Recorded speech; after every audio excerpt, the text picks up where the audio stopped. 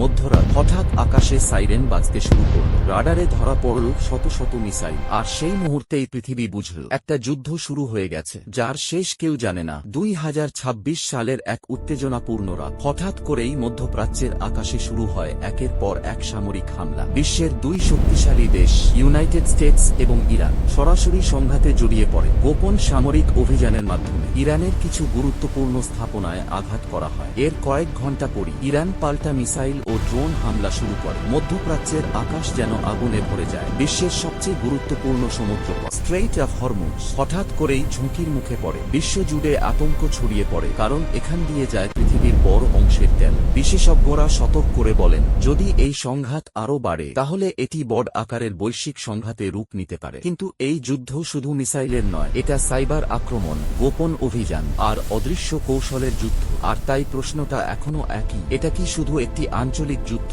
নাকি ইতিহাসের সবচেয়ে বড় সংঘাতের শুরু?